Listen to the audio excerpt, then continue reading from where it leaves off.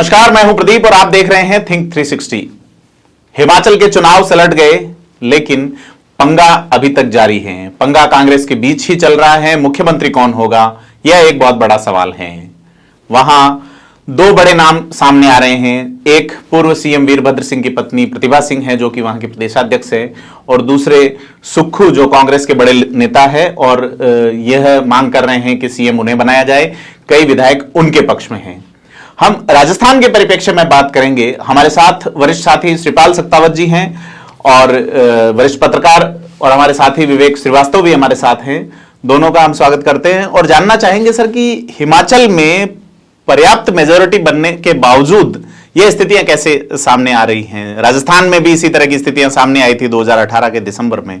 वही दिसंबर है और मेजोरिटी है, यहां मेजोरिटी नहीं थी, मतलब बराबर बराबर थे। उसके बावजूद वहां यह संकट कैसे आन खड़ा हो रहा है कि हाईकमान की बात मानने को तैयार नहीं है कुछ एमएलए, कुछ लोग। हमारे एक साथी पत्रकार हैं जो हिमाचल, पंजाब और हरियाणा की राजनीति को अच्छे से जानते हैं जी। उनसे मैं लगातार इसको लेकर के बात करता रहा। सूर्य समाचार के एडिटर इन चीफ है मुकेश राजपूत। उनका कहना था कि जीतेगी कांग्रेस लेकिन सरकार बीजेपी बनाएगी। तो आज जो स्थिति है उसको देखते हुए लगता है कि स्थिति वही पैदा हो गई है। वहां पर तीन दावेदार हैं। एक प्रतिभा सिंह है जो वीरभद्र सिंह की पत्नी है। वीरभद्र सिंह वहां पर कांग्रेस का पर्याय रहे हैं। दूसरे जिनका सुखवीर सिंह सुक्खू जो है, सुखिंदर सिंह सुक्खू जी। और तीसरे हैं मुकेश अग्निहोत्री। मुकेश अग्निहोत्री पत्रकार रहे हैं और बाद में कांग्रेस की सरकारों में उनके पास में बड़ी भूमिका रही जी। प्रदेशाध्यक्ष होने के नाते प्रतिभा सिंह का अपना एक क्लेम है और उसके साथ में चूंकि वहां पे बड़ी फैन फॉलोइंग वीरभद्र सिंह की थी। पूरे चुनाव में जो बयान आया है, जो बात उन्होंने कांग्रेस हाईकमान तक या कांग्रेस के लोगों तक पहुंचाई है प्रतिभा सिंह ने, उनका कहना है कि जिस नाम पर हमने चुनाव लड़ा, यानी वीरभद्र सिंह के नाम से चुनाव लड़ा गया वहां पर, इसलिए उनको इग्नोर नहीं किया जाना चाहिए जी। और प्रतिभा सिंह चाहती है कि या तो मुख्यमंत्री के तौर पर उन्हें आगे किया जाए या उनके पुत्र हैं विक्रमादित्य सिंह, वो भी वहां से विधायक बने, दोनों में से किसी को मंत्री बनाया जाए और मुख्यमंत्री आधार वही है, मुख्यमंत्री बनाया जाए। और आधार वही है कि जब आप प्रदेश अध्यक्ष के बतौर अमरिंदर सिंह को बनाते हैं जी पंजाब में, भूपेश बघेल को बनाते हैं छत्तीसगढ़ में जी, कमलनाथ को बनाते हैं मध्य प्रदेश में, तो क्यों नहीं हिमाचल में भी आपको प्रदेश अध्यक्ष। तो आपको नहीं लगता कि राजस्थान उन्होंने ये भी किया है जी कि राजस्थान में आपने प्रदेश अध्यक्ष की जो अनदेखी की जी, जो सचिन पायलट थे उनकी अनदेखी का नतीजा कांग्रेस लगातार भुगत रही है, जो स्थितियां बन रही है उसको।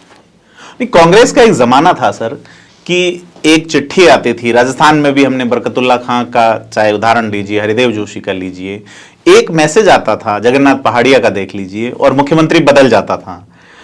अब क्या हाईकमान कमजोर हो गया है? राजस्थान में जिस तरह से 25 सितंबर की घटना हुई, 25 सितंबर की घटना में आपको याद होगा पर्यवेक्षक के तौर पे मल्लिकार्जुन खड़गे आए थे, जो अभी राष्ट्रीय अध्यक्ष हैं।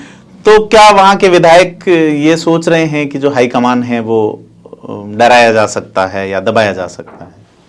देखिए, एक लगातार कहा जाता है ये कि कमजोर हाईकमान मजबूत सत्र पैदा करता है जी, और मजबूत हाईकमान कमजोर सत्र पैदा करता है। तो आज जो इंदिरा गांधी के जमाने की बात करें तो जब मोहनलाल सुखाड़िया को हटाया जा रहा था जी, तो सभी विधायक जाकर के इंदिरा गांधी के पास गए थे जी, और इंदिरा गांधी को उन्होंने कहा कि अगर सुखाड़िया को हटाया जाता है तो अंधेरा छा जाएगा जी, यानी कांग्रेस के लिए दिक्कत होगी। तो इंदिरा गांधी कुछ सेकंड के लिए बैठी और उठ करके जाते वक्त उन्होंने कहा कि हर अंधेरे के बाद में रोशनी आती है जी, और उन्होंने मोहनलाल सुखाड़िया को मुख्यमंत्री पद से हटा दिया जी। तो ये हाईकमान की ताकत थी। वही ताकत आपको बीजेपी में आज की तारीख में नजर आएगी। प्रधानमंत्री मोदी या जैसे गुजरात के सीएम उन्होंने बदले, हिमाचल में भी बदले, अलग अलग उत्तराखंड में बदले, गृह मंत्री अमित शाह हो चाहे मोदी हो, नरेंद्र मोदी जी हो, वो जिस तरह से बिना किसी विरोध के मुख्यमंत्री बदल देते हैं, वो स्थिति अब कांग्रेस की नहीं बची है। और उसकी वजह यह है कि 25 तारीख को जो घटना हुई और पैरेलल सीएलपी की एक मीटिंग बुलाई गई जिसमें खुद मल्लिकार्जुन खड़गे यहाँ पे प्रभारी बनकर के आए, अजय माकन यहाँ पर थे जी, जिन्होंने बाद में इस्तीफा दे दिया उसके विरोध में। ठेंगा दिखाते हुए शांति धारीवाल के यहाँ पर बैठक होती है, 3 लोगों का नाम गया था उसमें, धर्मेंद्र राठौड़, महेश जोशी, शांति धारीवाल, उनके खिलाफ कार्रवाई होने की अनुशंसा थी। तो ये कहा गया था, विवेक ज्यादा बेहतर तरीके से बता पाएंगे, उस वक्त वेणुगोपाल जो है संगठन महामंत्री, उन्होंने कहा था, संगठन महासचिव, उन्होंने कहा था कि 2 दिन में फैसला हो जाएगा। तो विवेक आप बताएं, क्या आप दिल्ली लगातार संपर्क में हैं नेताओं से भी, जर्नलिस्ट से भी, आप वहां रहते भी हैं, तो क्या कांग्रेस का हाईकमान वाकई कमजोर है या कुछ अलग तरह की स्थितियां वहां बन रही है? ये देखिए, 25 सितंबर से पहले अगर कांग्रेस हाईकमान की जो एक साख थी, उस साख को तो बट्टा लगा ही है, और 25 सितंबर के बाद आज दिसंबर का पहला सप्ताह शुरू हो चुका है। उसके बाद से उस दिन जो पर्यवेक्षक बन के आए मल्लिकार्जुन खड़गे, वो राष्ट्रीय अध्यक्ष बन गए, लेकिन वो आज दिन तक उन 3 नेताओं पे कार्रवाई नहीं कर सके जिन्होंने उनके सामने बगावत की। तो कहीं ना कहीं जो हिमाचल में जो आप देख रहे हैं अभी, जिस तरीके से प्रतिभा सिंह ने खुलेआम मीडिया में आके जो अपना सीएम क्लेम किया, चाहे सुखविंदर सिंह सुक्खू कर रहे हैं, चाहे अन्य नेता कर रहे हैं, तो वो उसी का परिणाम है, क्योंकि उनको ये जानकारी मिल चुकी है, ये भय नहीं है। हाँ। भय किसी बात का है नहीं कि वहां कुछ नहीं हुआ, जिन्होंने अलग से विधायक दल की बैठक कर ली तो हमें बयान देने पे क्या होगा। तो कहीं ना कहीं एक डर जो है वो खत्म हो चुका है, और उसका असर अन्य राज्यों में भी ये ज्यादा पड़ेगा। और कांग्रेस की इस खींचातान में बीजेपी कोई खेल करने की तैयारी में है? मतलब देखिए, संभावनाएं तो राजनीतिक संभावनाओं का खेल है, बीजेपी को खेल करने की जरूरत ही नहीं है ना, जो कांग्रेस में स्थिति पैदा हो गई है जी। बीजेपी तो इंतजार कर रही है जी, और जब राजनीति में वो आए हैं तो निश्चित रूप से सत्ता, संभावना और साजिशों का खेल है। अपन पहले भी बात एक लाइन कही जी, वो लाइन बड़ी इंपॉर्टेंट है कि जीतेगी कांग्रेस लेकिन सरकार भाजपा बनाएगी जी। तो कहीं न कहीं अगर इनमें थोड़ी भी टूट हुई तो भाजपा वहां संभावनाएं तलाश सकती है। महाराष्ट्र का उदाहरण है, अलग अलग स्टेट के आप उदाहरण देख लें जी, वहां पर कोई तीसरी पार्टी नहीं है, तो ऐसे में अगर विरोध करने वाले बाइकआउट करते हैं तो शायद फ्लोर टेस्ट के अंदर बीजेपी पास हो सकती है। वो कर ये सकती है। ऐसी स्थिति देखिए उस स्थिति में भी जा सकती है कि वो कांग्रेस के किसी जो तोड़ के आता है उसको मुख्यमंत्री का उम्मीदवार अपनी ओर से या बाहर से समर्थन दे दे, तो भाजपा को उसमें विकल्प बिल्कुल अपना सकती है, उसमें कोई बड़ी बात नहीं है। कांग्रेस ने प्रदर्शन में कहीं कमी नहीं रखी। राष्ट्रीय अध्यक्ष का गृह राज्य है जेपी नड्डा का, और बीजेपी ने पूरी ताकत झोंक रखी थी। उसके बावजूद कांग्रेस ने मेजॉरिटी से वहां जीत हासिल की है, और उसके बावजूद ऐसी स्थिति बनती है तो निश्चित तौर पर कांग्रेस के लिए चिंता और ज्यादा चिंता का विषय होना चाहिए। कांग्रेस के लिए चिंता वाली बात इसलिए भी है कि अगर मतों के प्रतिशत को देखें आप तो सिर्फ 1% का अंतर है जी, और 1% के अंतर से कांग्रेस वहां पे सरकार बना रही है जी। तो बीजेपी को आप बड़ा लूज कर गई हो, सरकार उनकी चली गई लेकिन वोट शेयर जो है वो कोई ज्यादा फर्क नहीं है। और वहां पर जो वहां की राजनीति को जानने वाले हैं उनका मानना है कि अगर प्रेम कुमार धूमल को वहां पर इग्नोर नहीं किया जाता, उनकी अनदेखी नहीं की जाती, तो सरकार वहां पर बहुत मुश्किल थी कांग्रेस के आना। इसी तरह से अब कहा जा रहा है कि अगर वीरभद्र सिंह के परिवार को वहां पर इग्नोर किया जाता है तो कांग्रेस के लिए संभावनाएं हमेशा के लिए वहां पर खत्म हो सकती है। और जिस तरह से उत्तर प्रदेश से, बिहार से या दूसरे राज्यों से कांग्रेस मुक्त हो गई, उस तरह की स्थिति हिमाचल में पैदा हो सकती है। शिवपाल जी, प्रेम कुमार धूमल का आपने जिक्र किया, बड़े कद्दावर नेता रहे हैं भारतीय जनता पार्टी की और एक अच्छी साख उनकी है। राजस्थान के कंटेक्स्ट में मैं इसे आपसे जानना चाहूंगा कि बीजेपी में स्थिति राजस्थान में वैसी ही बन रही है। प्रेम कुमार धूमल पूर्व मुख्यमंत्री हैं, उनके बेटे सांसद होके फिर मिनिस्टर हैं, और उनकी चुप्पी बीजेपी की कदमों तले से कालीन खींच ले गई। वसुंधरा राजे सेम स्थिति है, पूर्व मुख्यमंत्री है, उनके बेटे भी सांसद हैं। मैडम खामोश नहीं है। वसुंधरा राजे को बीजेपी कितना इग्नोर कर पाएगी इस चुनाव में? आने वाले 1 साल बाद जो चुनाव है, तो क्या वसुंधरा राजे प्रभावी रहेंगी इस चुनाव में, या वसुंधरा राजे को फेस नहीं बनाया जाएगा? क्या स्थिति बनती है राजस्थान में? देखिए, मुझे लगता है कि कांग्रेस में क्या होगा अगले कुछ दिनों में, उस पर काफी कुछ बीजेपी की राजनीति तय होगी जी। फिलहाल बीजेपी ने यह तय कर रखा है कि वो जो केंद्रीय नेतृत्व है प्रधानमंत्री नरेंद्र मोदी जी का, उनके लीडरशिप में वो चुनाव लड़ना चाहेंगे जी।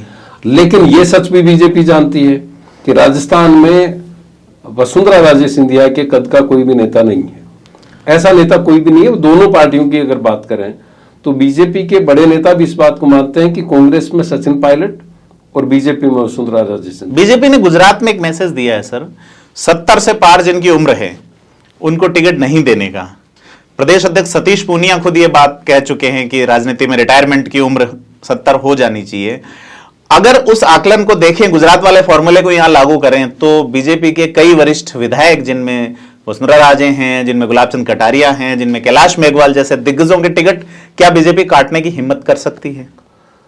देखिए, बीजेपी जो भी कुछ फैसला लेगी वो एक उनकी टीम पहले से यहाँ पर एक्टिव हो चुकी है, सर्वे की अलग अलग टीम, और जो फीडबैक है वो ये है कि बेहतर जो बड़े नेता हैं बीजेपी के, चाहे केंद्रीय मंत्री हैं या जो भी हैं, उनको राजस्थान में अब तैनात किया जाएगा। और वो तैयारी आप ये मान के चलिए कि कल प्रधानमंत्री की जो बीजेपी कार्यालय में जो संबोधन था कार्यकर्ताओं, उसके साथ ही वो तैयारी शुरू हो चुकी है। राजस्थान उनके लिए नाक का सवाल है। वो एक नई लीडरशिप यहाँ पर डेवलप करना चाहते हैं, और उनकी नाराजगी इस बात को लेकर के कि गजेंद्र सिंह शेखावत को जब अध्यक्ष बनाया जा रहा था तो उस वक्त विरोध किया गया था जी, और कहीं ना कहीं वो अपनी अथॉरिटी को कमजोर नहीं होने देना चाहते। जो गलती कांग्रेस कर रही है वो गलती वो नहीं करना चाहते। लेकिन जो मैं आपको जिक्र कर रहा था वो ये भी बात जानते हैं कि जनाधार के लिहाज से जी दो नेता हैं राजस्थान में, एक कांग्रेस में खुद सचिन पायलट है और बीजेपी में वसुंधरा राजे सिंधिया है। उनकी मौजूदगी भीड़ एकत्रित करती, भीड़ खींचती है। वो जहां भी जाते हैं उनको ज्यादा कोई मेहनत करने की जरूरत नहीं पड़ती। जैसे अभी बीकानेर में उन्होंने रैली की, उससे पहले उन्होंने अपने जन्मदिन का कार्यक्रम रखा था केशवराव पाटन में, तो करीब 30 से 40 विधायक बीजेपी के वहां गए थे, जबकि हाईकमान का अंदर खाने मैसेज था कि आप लोगों को से इग्नोर करना है। तो ये तो देखने में आ रहा है। पर मैं सीधा सा एक विवेक आपसे जानना चाहूंगा कि प्रेम कुमार धूमल को बीजेपी ने इग्नोर किया, बीजेपी सत्ता गंवा बैठी, पूर्व मुख्यमंत्री हैं, उनके बेटे सांसद और मंत्री हैं। वसुंधरा राजे को क्या वो सेम परिस्थितियां बन रही है? क्या बीजेपी इग्नोर कर सकेगी? जबकि एक दिन पहले जो चुनाव का परिणाम आया है राजस्थान में सरदार शहर विधानसभा का, उसमें बीजेपी बड़ी मुश्किल से दूसरे नंबर पर आ पाई है। बिल्कुल, देखिए बीजेपी पसोपेश में तो है, कोई फैसला नहीं कर पा रही है। चाहे ये जो जनाक्रोश अभी यात्रा चल रही है उसका भी इतना कोई प्रभाव देखने को नहीं मिला। जिस तरीके से आदर्श नगर में उतनी भीड़ इकट्ठा नहीं हो पाई जी, जो आक्रोश होना चाहिए था वो आक्रोश दिख नहीं रहा, और आपसी खींचतान नजर आई थी। और दूसरा, हर नेता अभी घर बैठा है इस चीज को लेके कि आखिर नेतृत्व किसका होगा। तो ये जब तक क्लियर नहीं होगा तब तक बीजेपी का जो जनाक्रोश है वो यात्रा भी सफल होती नहीं नजर आ रही है। जैसे कि पोस्टर में हुआ, पहले जो पोस्टर जारी हुए उसमें वसुंधरा राजे का पोस्टर नहीं था, लेकिन बाद में वसुंधरा राजे को एड ऑन किया गया जी। तो कहीं न कहीं इसको लेकर पसोपेश में, हालांकि वसुंधरा राजे और अशोक गहलोत के लेके एक चीज है, परसेप्शन है। 98 से लेके आज 2022 तक ये दो नेता ही सत्ता पे रहे हैं। तो जिसका 98 में जन्म हुआ वो भी अब 24 साल का हो गया है, उसने कोई दूसरा तीसरा नेता देखा नहीं इन दो के अलावा। तो कहीं न कहीं जैसे जो भी नेता, जो भी यूथ ये चाहता है कि इनके अलावा जो सेकंड लाइन बने, तो उसका यही है कि उसको ये नहीं पता है गजेंद्र सिंह कैसा करेंगे, सतीश पूनिया कैसा करेंगे, या सचिन पायलट कैसा करेंगे, या उनका कोई विजन तो अभी तक इनके सामने आया नहीं, वो कैसा राजस्थान बनाना चाहते हैं। नहीं, यूथ का, जैसे मैं आपकी बात काटना चाहूंगा, यहाँ पे दरियावत का चुनाव हुआ, वल्लभनगर का चुनाव हुआ और सरदार शहर का चुनाव हुआ, तो और सतीश पूनिया की खुद की जाति के वोट थे यहाँ पे सरदार शहर में, तो और वो उनके कैंडिडेट कहीं तीसरे चौथे नंबर तक भी रह रहे हैं। तो सतीश पूनिया को जाति का आधार पे, एक बड़ी जाति, जाट जाति के बड़े नेता के तौर पे बीजेपी ने स्थापित करने की कोशिश करने में कहीं कसर नहीं रखी है। लेकिन जैसे वोट आ रहे हैं उपचुनावों में, तो उससे लगता है कि सतीश पूनिया को मन से नहीं स्वीकारा है यूथ ने, जिसे आप 24 साल का। देखिए, यूथ की अगर बात करें तो जिस कास्ट का अगर सतीश पूनिया को देखते हैं कि उसने समर्थन नहीं किया, तो उस कास्ट का नेता न कांग्रेस में कोई बन पा रहा है, न बीजेपी में बन पा रहा है। हनुमान बेनीवाल जाटों के नेता बन चुके हैं, इसमें कोई दो राय नहीं है। आरएलपी हनुमान बेनीवाल की स्वीकार्यता लगभग वैसी है जैसी एक जमाने में नाथुराम मिर्जा की। बिल्कुल जी, नागौर से नाथुराम मिर्जा बाबा जो आते थे, और दोनों लोकशैली के नेता है। बिल्कुल, नाथुराम जी जिस भाषा में बात करते थे, डांटते थे, गाली निकाल लेते थे, उसी भाषा में हनुमान बेनीवाल बात करते हैं। और उनके वर्कर को बुरा नहीं लगता। और एक हनुमान बेनीवाल की एक खासियत है, एक शब्द होता है रिच पुअर्टी जी। वो सांसद हैं, विधायक रह चुके हैं, सब कुछ है, लेकिन जो उनका रहन सहन है वो एक आम व्यक्ति की तरफ चेक के शर्ट पहनना, एक नॉर्मल जींस पहनना, तो लोग वो जो कनेक्ट करते हैं लोगों में वो बहुत इजी होता है जी। उन्होंने आज तक मैंने नहीं देखा उनको कुर्ता पजामा में, आप तो सर लंबे समय से देख रहे हैं। इसका एक कारण मुझे ये भी लगता है कि सतीश पूनिया जो है वो प्रोसेस से निकले आरएसएस के जी, और वो एक अलग तरह की अनुशासित शैली वाले व्यक्ति हैं। हाँ। बिल्कुल हैं। और डोटासरा की भी अगर बात करें तो डोटासरा पहले शिक्षक थे, उसके बाद में राजनीति में वकालत की उन्होंने, तो उसके बाद उस तरह की राजनीति, वो आक्रामक अंदाज की राजनीति नहीं कर पाते जी। दोनों पॉलिटिकल पार्टीज की अपनी अपनी एक लिमिटेशन भी है जी। तो ऐसे में जिस खुले अंदाज में हनुमान बेनीवाल राजनीति करते हैं उस अंदाज में वो नहीं कर पा रहे हैं। तो अगर सीधे तौर पे कहें तो एक पॉलिटिकल पार्टी के लिए जो एसेट बनना चाहिए जी। जो एक बेस होता है, जो सचिन पायलट के साथ बेस है, जो हनुमान बेनीवाल के साथ बेस है, वो बेस इन दोनों नेताओं के साथ नहीं दिखता, चाहे वो गोविंद सिंह डोटासरा हो चाहे सतीश पूनिया हो। हालांकि संगठन के लिहाज से देखें सतीश पूनिया की संगठन पर बड़ी पकड़ है जी। अगर परफॉर्मेंस के हिसाब से देखें तो डोटासरा की बड़ी अच्छी परफॉर्मेंस रही है विधानसभा में, लेकिन जब वोट कन्वर्ट करने की बात आती तो वोटर तो उसी के साथ कनेक्ट होता है जो उसको कनेक्ट कर पाता है। और ये चुनाव के परिणाम के चुनाव में भी नजर आई, वो वल्लभनगर के चुनाव में नजर आई, वो सुजानगढ़ के चुनाव में नजर आई, सरदार सर के चुनाव में नजर आई। जहां जहां जाट वोट है वहां पर उन्होंने अपने कैंडिडेट उतारे और वो कैंडिडेट वोट लेकर के गए।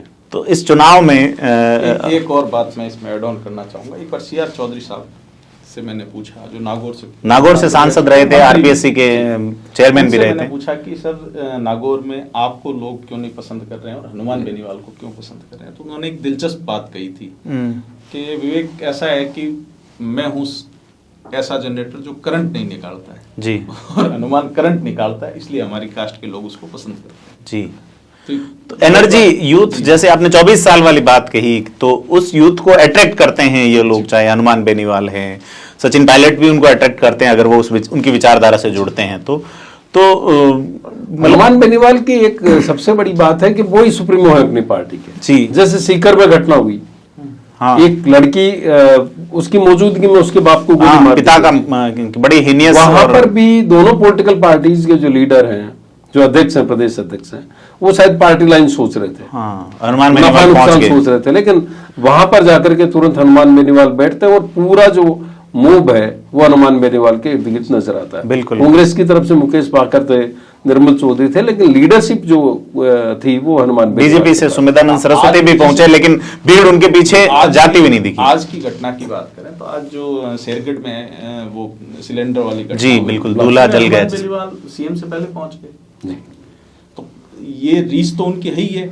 हर घटना में पहुंचना, और पहुंचने के साथ ही अगर कोई सरकार के खिलाफ आंदोलन है तो उसको तुरंत हाईजैक कर लेना। ये दूसरा, दलितों के लिए आर्मी के तौर पे स्थापित हो चुके हैं दो नेता यहाँ पर, अपनी जाति के साथ सर वो दलितों के लिए आवाज उठा रहे हैं, हनुमान बेनीवाल, दूसरे किरोड़लाल मीणा जी। किरोड़लाल मीणा जो है, डॉक्टर किरोड़लाल मीणा, उनकी मोबिलिटी कम नहीं है, हाँ। वो राजस्थान के किसी भी हिस्से में कहीं भी कोई घटना, अभी कुछ दिन पहले हमने सिरोही का एक घटनाक्रम देखा जिसमें सीएम के सलाहकार पे आरोप हैं, संयम लोढ़ा पे खुले तौर पे, और किरोड़ीलाल मीणा सिरोही जाते हैं एक युवक की मृत्यु के मामले के अंदर, तो किरोड़ीलाल मीणा जालोर चले जाते हैं, सिरोही चले जाते हैं। तो ये बात सही, आप उनकी उम्र का अगर देखेंगे तो इस उम्र में उनका जो मूवमेंट है वो अपने आप में देखने लायक है, और वो युवक का जुड़ाव है सर उनसे।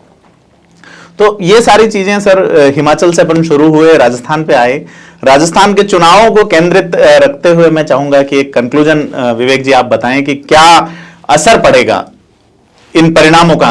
इससे पहले मैं आपसे एक कल की जो प्रेस कॉन्फ्रेंस की मुख्यमंत्री ने, और उसमें जो उन्होंने बयान दिया कि राजस्थान में अभी गैंगवार हो रही है, राजस्थान में क्राइम बढ़ रहा है, उसके बावजूद उनका कंटेक्स्ट कहीं सिमटा रहा 8 बजे बाद खुलने वाले शराब के ठेकों पे। तो क्या मानते हैं? ये बड़ी दिलचस्प बात है कि मुख्यमंत्री जी जहां लॉ एंड ऑर्डर को लेके उन्हें चिंतित होना चाहिए, मैसेज देना था जी, जनता को यकीन दिलाना था, जो एक पुलिस का ध्येय है आम जन में विश्वास, अपराधियों में भय, उसको कहीं मजबूत करते हुए बात दिखानी थी। लेकिन आखिरकार जो निकल के सामने आई जानकारी कि 8 बजे के बाद अगर ठेके खुले पाए गए तो एसएचओ और एसपी जिम्मेदार हों। जबकि दिन दहाड़े मर्डर हो जाता है। अगर कई ये बार। बात कही जाती कि अगर कहीं पर इस तरह की घटना होती तो उसके जिम्मेदार इलाके के पुलिस वाले होंगे, जी, तो समझ में आता तो कहीं कि ज्यादा कम से कम वो उनमें एक मूवमेंट नजर आता, ये लगता है कि सरकार लॉ एंड ऑर्डर को लेकर के गंभीर है। लेकिन ऐसा लगता है कि जैसे सरकार के लिए चिंता का विषय फिलहाल सिर्फ यही है कि 8 बजे बाद में शराब की दुकान खुलती है। जी, अगर शराब की दुकान वालों से आप बात करेंगे तो वो एक अलग कहानी बताते हैं। वो कहते हैं कि एक कोई रोयल बाबा है, उसकी खरीद को लेकर के दबाव बनाया जाता है। ये भी कहा जाता है कि आपको ये टारगेट पूरा करना है। टारगेट एक पूरा नहीं तरफ करने आप पे बात पेनल्टी करते है। हैं कि आपको शराब नहीं पीनी चाहिए, नशाबंदी की भी बात भी बीच बीच में आती है, और दूसरी तरफ आप उनको टारगेट देते हैं, और अगर वो टारगेट पूरे नहीं कर पाते हैं तो उनको अगली बार के लिए आप डीबार कर देते हैं। जैसे मैं अपने दर्शकों को बता दूं, राजस्थान में शराब बेचने के लिए जो नीति है उसका नाम है मध्य संयम नीति। शराब विक्रय नीति नहीं है यहां पे, और उसके बावजूद सरकार जो है वो ठेकेदारों पे पेनल्टी आरोपित करती है अगर वो निश्चित निर्धारित सीमा तक की शराब नहीं बेचते। तो ये दोहरा आचरण सारी सरकारें कर रही हैं, केवल एक अशोक गहलोत की सरकार पे आरोप नहीं है। अगर वसुंधरा राजे की सरकार रही है तो भी बीजेपी की गवर्नमेंट ने भी यही किया। तो जगह जगह दुकानें खोलने की संख्या कम कर दी, लेकिन ब्रांचेस खुल गई अवैध रूप से, उनको गोदाम बताते हुए जिस तरह से किया जा रहा है। तो ये बड़ी चिंता की बात है। और 8 बजे बाद या पहले का क्या कितना फर्क पड़ेगा, ये मुख्यमंत्री जी ने कोई मेजरमेंट किया होगा।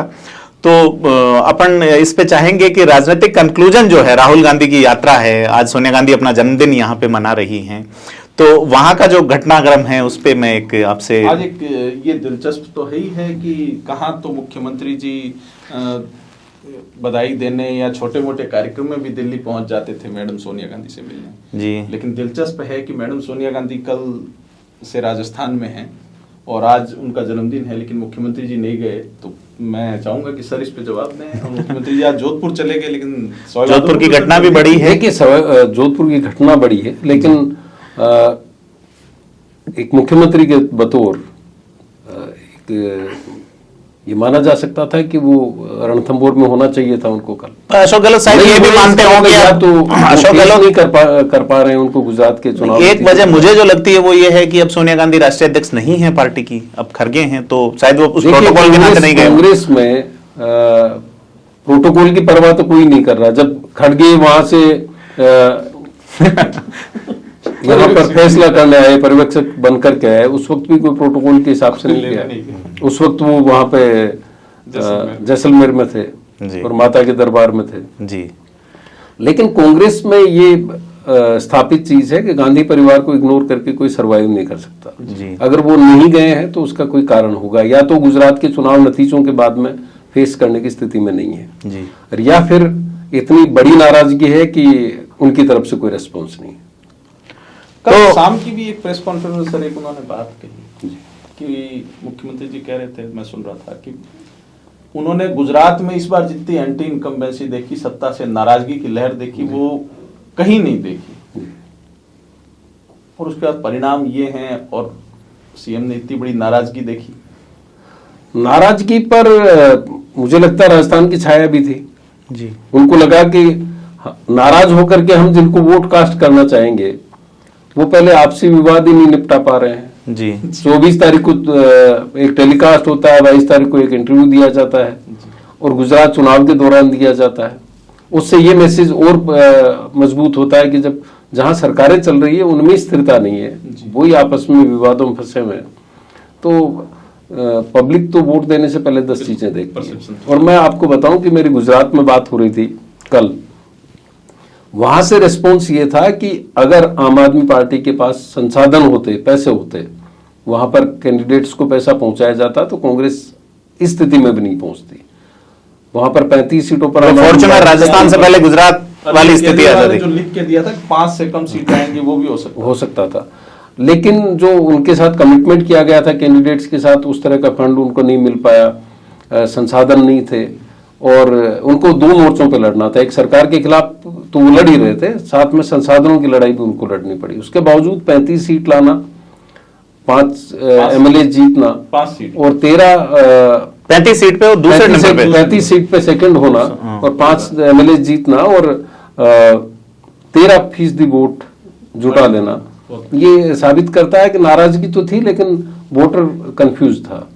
वो इसमें तो दो राय नहीं है। गुजरात में एक और चौंकाने वाला जो आंकड़ा आ रहा है कि एसटी का जो वोटर जो कांग्रेस से इतर नहीं जाता था वो पूरा ही साफ हो गया, आम आदमी पार्टी ले गई। 21% से ज्यादा वोट आम आदमी पार्टी को। बिल्कुल, और बीजेपी का वोट शेयर भी एसटी का बढ़ा है क्योंकि बीजेपी ने राष्ट्रपति पहली बार आदिवासी महिला को बनाया है। 45% पहले था, वो 45.1% उनका हो गया, यानी उन्होंने अपना वोट बैंक जो है कायम रखा है, कायम भी रखा और उसको बढ़ाया भी। जी।